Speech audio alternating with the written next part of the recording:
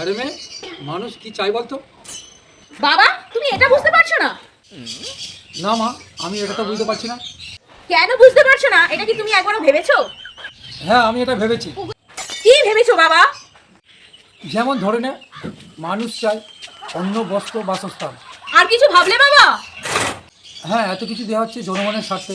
কত সুন্দর সুন্দর প্রকল্প, এমন পড়াশোনার টাকা, মেয়ের বিয়ের টাকা, লক্ষ্মী ভাণ্ডার, আরও কত কি। কেউ কোনোদিন ভেবেছিল? বাবা তুমি ঠিকই বলেছো। বাবা আমি তোমাকে একটা কথা বলবো। হ্যাঁ মা, তুমি একটা কথা বলবো কেন, তুমি হাজার কথা বলো। বাবা তাহলে তুমিই বলো তো বাবা, তোমাদের পিছনে কেন এবিসিডি লেগে আছে? তুই এই ব্যাপারটা বুঝতে পারলি না? না বাবা আমি বুঝতেই পারলাম না। তুই মা এটা বুঝতে পারলি না কেন আমাদের পিছনে এবিসিডি লেগে আছে?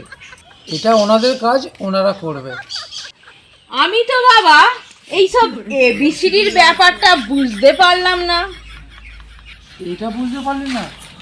যখন ইংরেজদের সঙ্গে আমাদের আন্দোলন শুরু হয়, ইংরেজ হটাও আন্দোলন, সেই সময় ইংরেজরা যখন আমাদের দেশ ছেড়ে চলে যায়, তখন থেকে ওরা দু একটি ইংরেজি বই ফেলে যায়।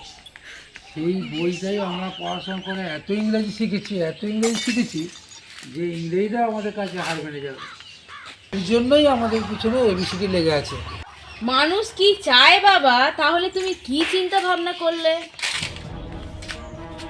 সর্বদিক ভেবে দেখলাম মানুষ দুইটি দিক চাইছে। কি বাবা? কি বাবা? হাটে বাজারে আমি ঘুরে দেখলাম নিত্য প্রয়োজনীয় জিনিসের দাম কমাতে হবে এবং শিল্পকে ঢেলে সাজাতে হবে। এটাই হবে আগামী দিনের আমাদের মূল কাজ। শিল্পকে ঢেলে সাজাবো। তো এখানেই শেষ করলাম। তো বাবা মেয়ের এই কমেডি তোমাদের কেমন লাগলো অবশ্যই কিন্তু তোমরা আমাদের কমেন্ট করে জানাবে।